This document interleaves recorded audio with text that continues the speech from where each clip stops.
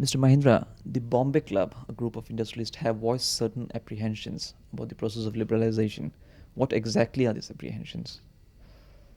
Well, I think I would first like to correct you. I do not believe that the members of the so-called Bombay Club have ever expressed apprehensions. I think it was a group of people who met to discuss the economic reforms, to try and point out to government where they needed to be speeded up. All of us stand behind the reforms. And somehow the media has it all wrong. As I've repeated in the past, perhaps the fault was ours that we did not speak to the media. In fact, we refused to speak to the media. So with the result that the media speculated. There are no apprehensions. But in the process of reforms, there are always problems that arise. And we thought it our duty to point out to government where the problems were arising. One simple example I will give you is, for instance, over the last 1 year, you've seen a phenomena of multinationals taking their holdings up to 51%. Fine, nothing wrong with that. I have nothing against that. But the prices at which they were allowed to take these holdings, as compared to the market price, was ridiculous. So all we said to government was that if that be the view with one set of investors, the same rule should apply to the other set of investors. That's all we said. And then we pointed out the differences in interest rates, the fact that it is more expensive to raise capital in our own country. Working capital funds cost is much higher than abroad. So taking all this into account, all we pointed out to government was that while we stand totally behind your reforms, there are certain areas which require to be speeded up. There are others where you have to hasten slowly. That was all this is about. Which areas would you think has to be speeded up? Well, we had suggested, for instance, that there ought to be changes in the labor laws. We suggested there must be simultaneous changes in the Companies Act. We said the financial reforms have to come in.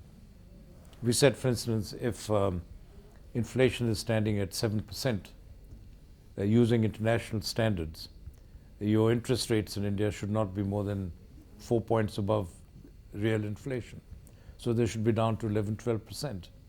Now, in all fairness to government, they have brought down interest rates, but not fast enough.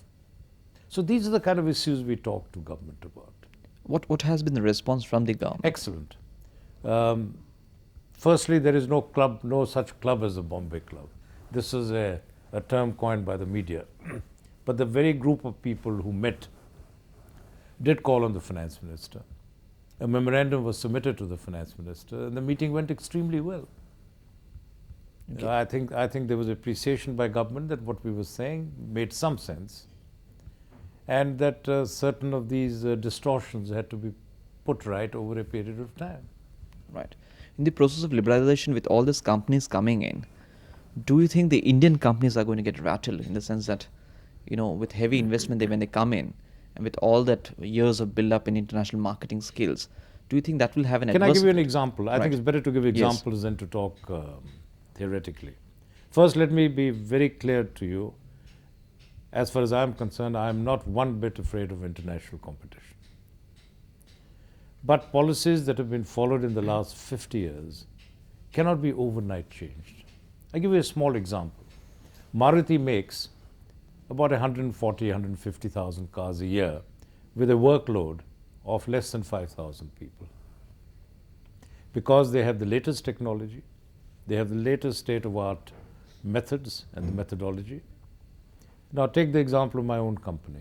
We make equivalent to about 100,000 jeeps and tractors put together. And I employ in this process nearly 15,000 people. Now what do I do? So if I change my technology, which I must to meet global competition, I must then have the right to change my practices, to reorganize my labor. I don't have that right today. So in the absence of things like this is what we pointed out to government, that these things will happen, but they will take time.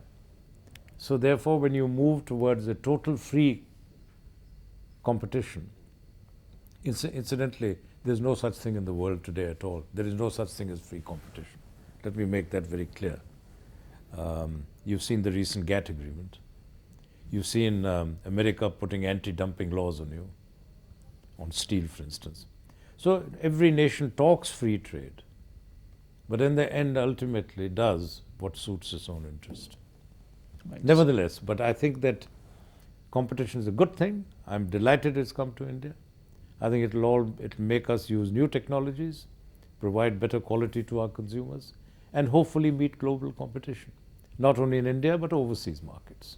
Right. You had briefly mentioned about Indian companies' ability to raise funds here and go abroad also. Mahindra itself has done this. I mean, a Euro Very issue. successfully. Yeah. Why do they do it?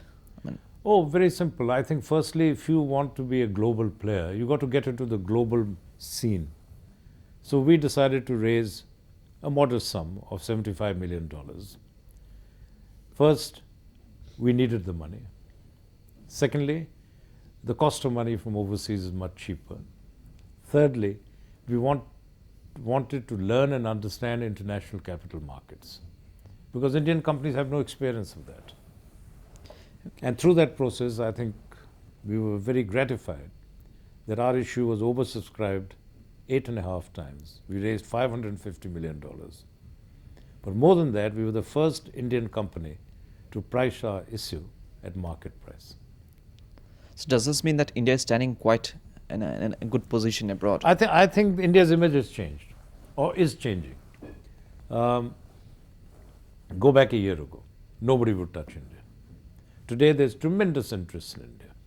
And I think if the process of liberalization carries on as it will, I have no doubt it will, I think you'll find more and more investors interested in India. And there are good reasons for it. I said, don't forget, we have a growing middle class population of 150 to 200 million people with incomes which are comparable. Number two, I think the world is realizing for the first time that our language of business is English. Our laws, our practices in say, accounts are akin to developed countries. We have a healthy capital formation market here.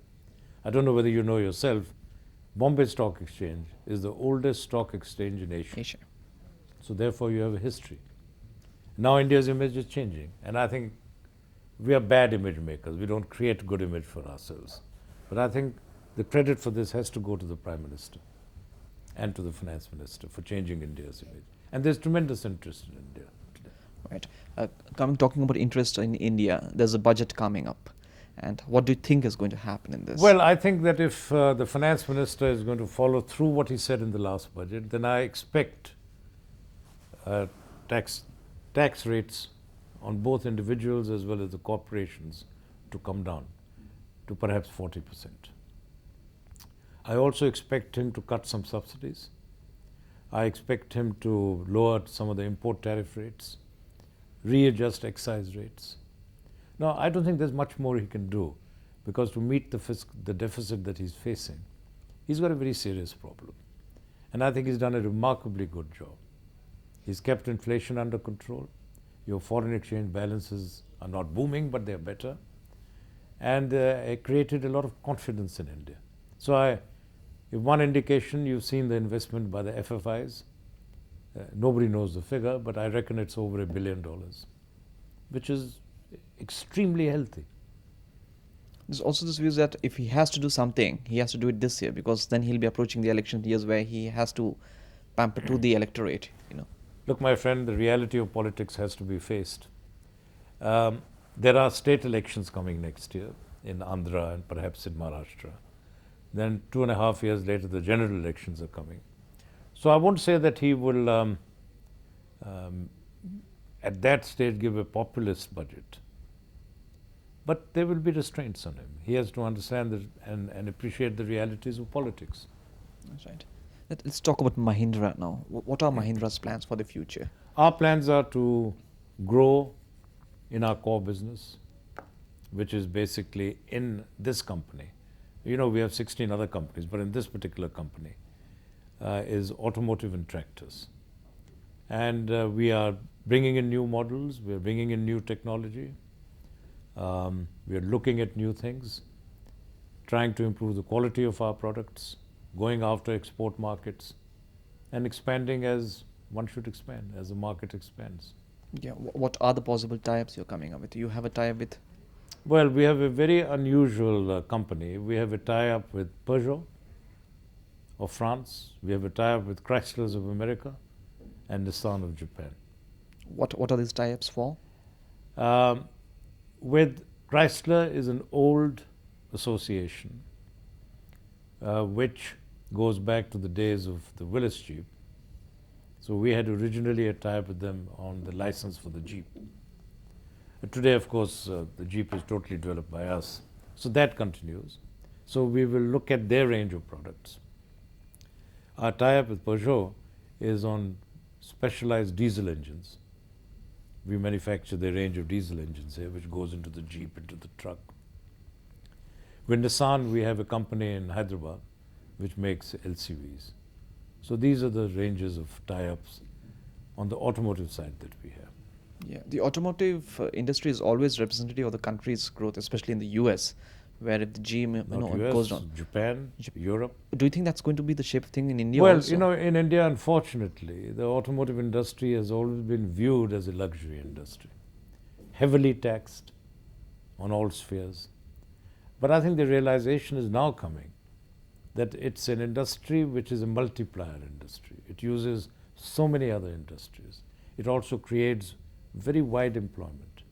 So I expect basically now the rates of taxation in this industry to come down. Right. Thank you so much, Mr. Not Mahindra. at all, pleasure.